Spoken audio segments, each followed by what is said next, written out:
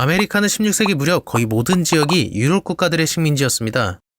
그 시작점은 유럽의 스페인으로 그들의 이야기는 15세기 무렵으로 거슬러 올라갑니다.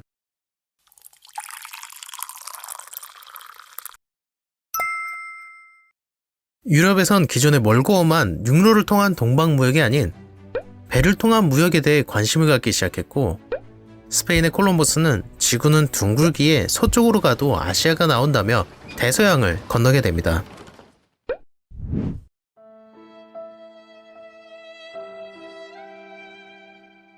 (1492년) 콜럼버스는 스페인의 새로운 돈줄이 될 신대륙을 발견하게 됩니다.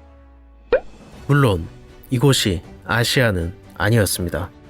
이후 유럽에선 신대륙이 아시아가 아니란 걸 깨닫게 되고, 이 지역을 상세히 기록에 남긴 아메리고 베스푸치의 이름을 따 아메리카라고 불리우게 됩니다. 아무튼 스페인은 아시아로 향하는 항로 대신 이 지역에서 돈 되는 걸 찾기 시작했고, 스페인 탐험가이자 군인인 에르난 코르테스는 멕시코의 황금으로 이루어진 도시 아스텍 제국이 있다는 소식을 듣게 됐죠. 1518년 에르난 코르테스는 600여 명의 군대를 이끌고 쳐들어가 수백만 명의 아스텍 문명을 멸망시켰습니다. 그리고 이 지역을 식민지화하여 영토를 점차 넓히기 시작했죠. 그들은 식민지에서 담배를 재배하고 금을 캐기 위해 일꾼들이 아주 많이 필요했는데, 멕시코에 거주하는 스페인 사람들은 사실 그렇게 많진 않았습니다. 그래서 인디언들로부터 충당했습니다.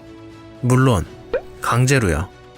이러한 과정 속에서 자연스럽게 식민지에 사는 스페인 사람들보다 인디언들은 더 많아졌습니다. 1609년에 건설한 산타페는 1680년경 2000여 명의 스페인 이주민들과 3만 명의 푸에블로 인디언들이 함께 살고 있었죠. 당시 스페인은 원주민들에게 카톨릭을 강요하고 강압적으로 인디언 종교회식을 금지시켰는데, 이는 당시 인디언들로 하여금 엄청난 분노를 유발시켰습니다. 결국 1680년 인디언 종교 지도자 포페가 반란을 일으킵니다. 이때 인디언들에게 산타페를 뺏기고 수많은 스페인 사람들이 죽임을 당하게 되죠.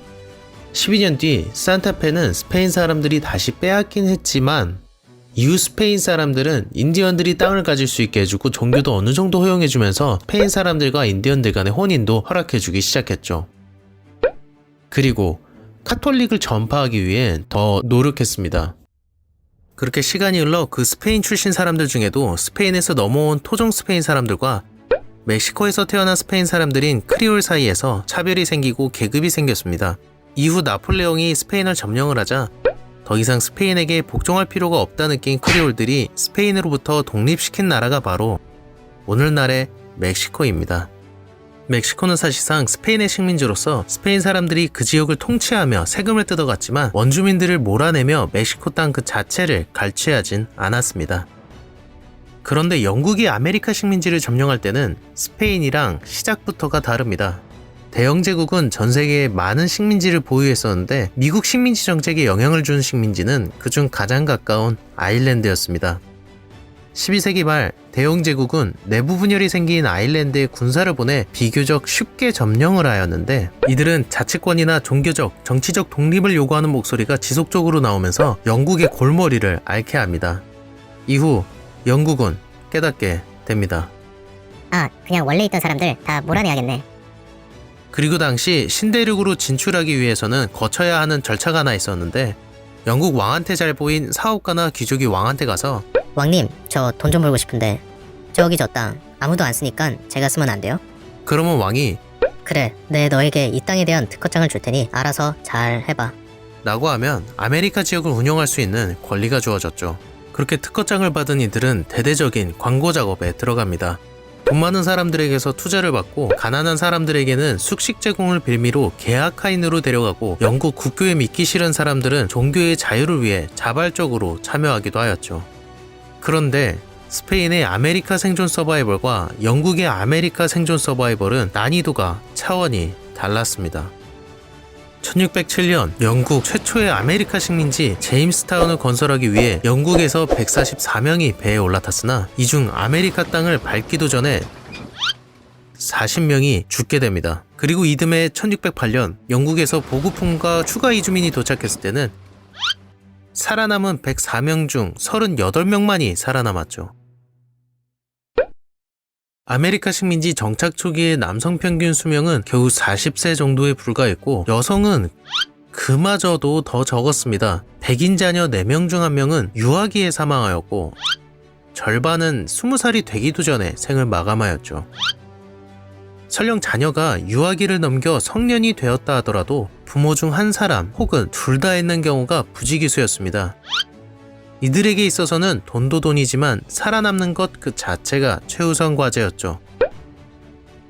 이들은 생존하기 위해서 인디언들과 친해진 사람들도 있었고 결혼하는 사람들도 있긴 했지만 식민지가 사람 살만한 곳이 된 이후부터는 아메리카 식민지는 더욱 영국화 되었습니다. 영국에서 살기 싫어 아메리카로 넘어간 사람들임에도 그들은 그저 영국 정부가 싫었던 거지 자기들은 영국인이라는 자부심과 왕에 대한 충성심은 그대로였습니다. 그러니 필요에 의해서가 아니면 굳이 인디언들하고 친하게 지낼 필요도 없었을 뿐더러 흑인이나 화인을 미개한 사람으로 바라본 인종차별주의자들이 대다수였죠. 또한 식민지인들의 삶이 풍요로워지자 인구는 점차 늘어나기 시작했는데 충분한 재산을 가지지 못했다고 생각한 사람들은 가족이나 이웃을 모아 인디언들의 땅을 침범하기 시작했죠. 이에 따라 식민지인들과 인디언들 간의 갈등은 크고 작은 전쟁을 유발하였는데 이 같은 상황은 식민지 연합정부의 노력으로도 해결하는 데 역부족이었습니다. 시간이 더 지나 미국이 독립한 후에는 정부 차원에서 아예 대놓고 인디언들을 서쪽으로 더욱 몰아넣었고 극소수를 제외한 모든 인디언들은 쫓겨나는 과정에서 죽거나 오늘날의 인디언 보호구역에 보호 아닌 보호를 받으며 살고 있습니다.